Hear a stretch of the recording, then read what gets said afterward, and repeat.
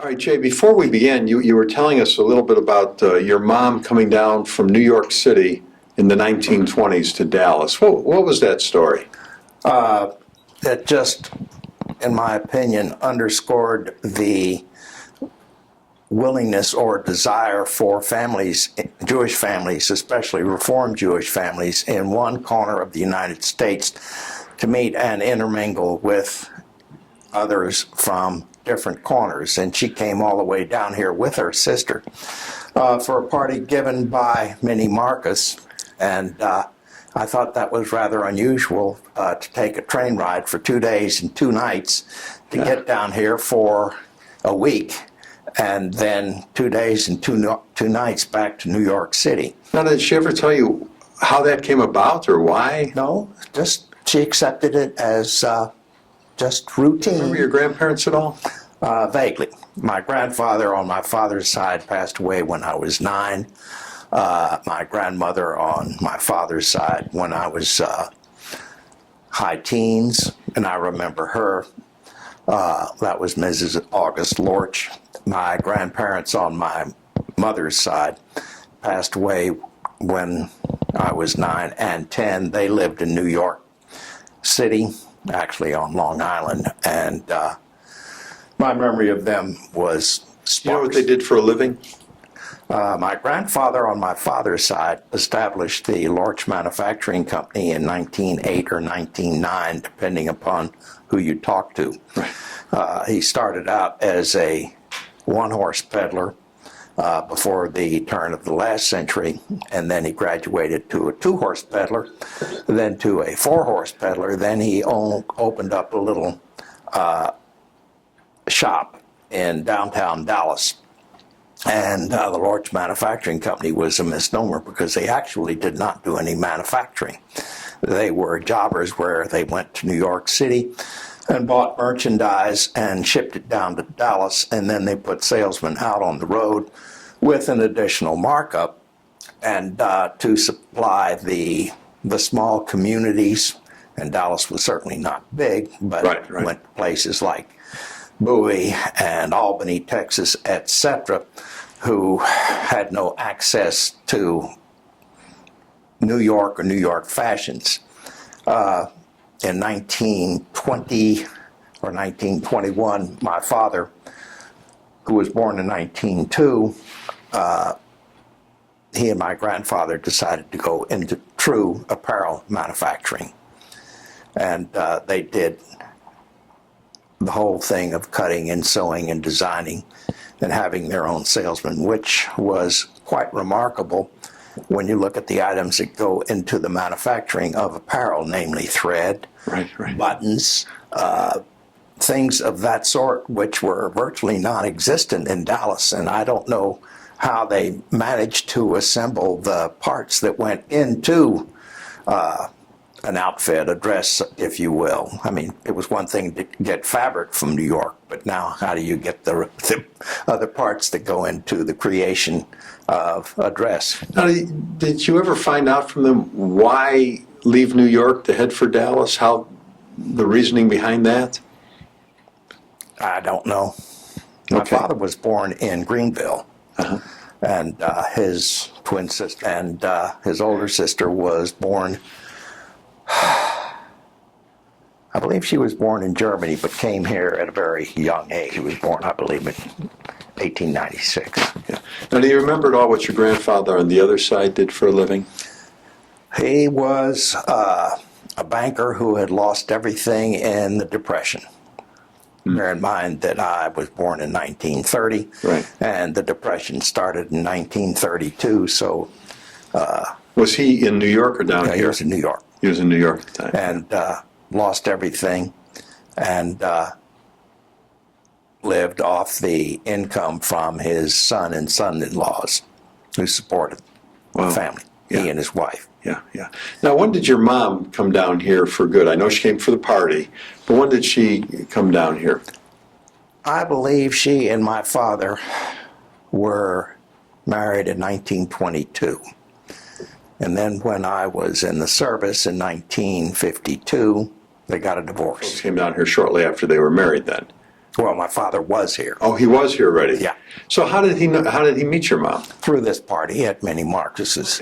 Well, let's go back now to 1930 when you're born. Right. What do you remember from Dallas when you were just a little kid? What It did was you a do for tiny fun? town. It was a tiny town. Lover's Lane was Lover's Lane. I went to Vickery Hillcrest High School, which is where it is now. And it was called Vickery Hillcrest because it was on the crest of a hill and in the community of Vickery, which was voted in by its inhabitants into the city of Dallas. About the time that I attended high school.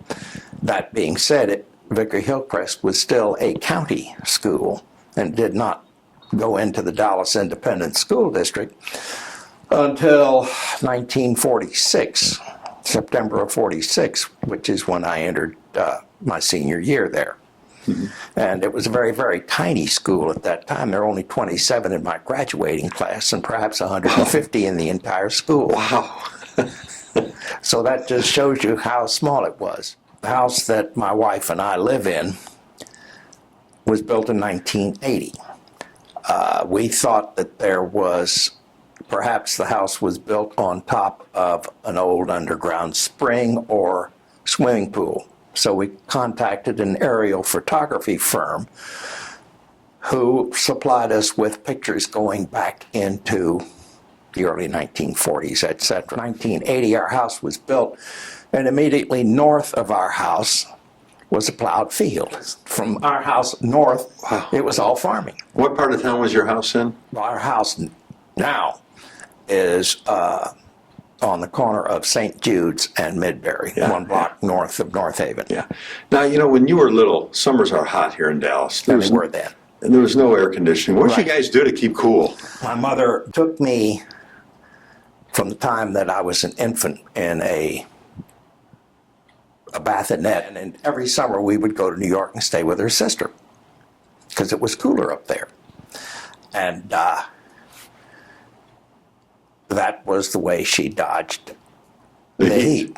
Now, to fast forward to World War II, when heating oil was very, very scarce in New York because of the war, her family would come down to Dallas, spend the winter with us because the winters were much milder. And they didn't have heating because of the oil shortage. Right. So it worked both ways Wow. as far as the families were concerned. Very interesting.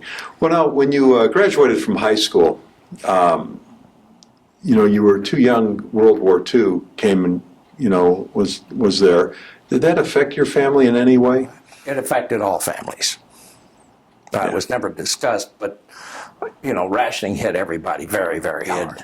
High school, when we wanted to go out on a date, triple dates were not uncommon. One person would get the car, another one would get the gas ration stamps, and a third would come up with the money.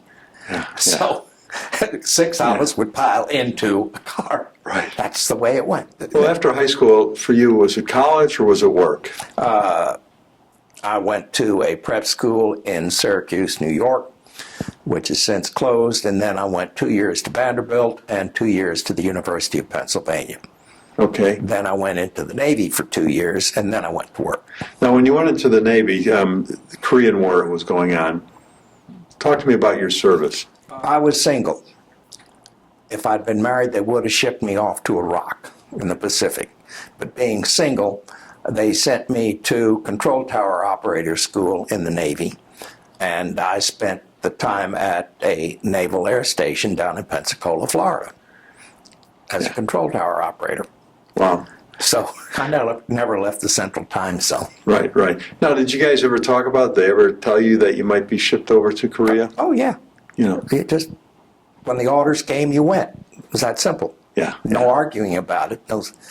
Can't say, hey, I wanted to go here because it's closer to home. You know, forget it. Yeah. A prime example, one of my buddies in boot camp had been a heavy machine operator, dump trucks, Caterpillar tractors, etc.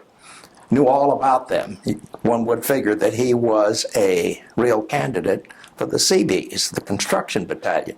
knew they did not send him to the construction battalion. Yeah. After the war now comes to an end, you leave the service, and what do you get into? I went to work for the Lorch Manufacturing Company. Okay. It was expected, not insisted upon, but expected, as I was the grandson of the founder. Right. And I worked there for 21 years. I burned out on the industry and looked around for a place to go and decided I wanted to be involved in commercial real estate. And that's where I started, and that's where I still am to this day. Your family company still in business? No. Tell me about that shutting down. What was the story there? It all started with my leaving the company. Then my first cousin who ran the business passed away. My father was up in considerable age. We had hired outside managers, non-family. And then a fire occurred in the building next door to us, actually on the 4th of July, a number of years ago. And we had a full basement and a first floor. And the water completely flooded the full basement. And the smoke got on all the fabric, both in the dresses as well as in the bolts of fabric. And it was complete. The entire inventory was completely unusable. Completely. So as a result of that, we just shut down. Wow. Was that a hard day just to close it down?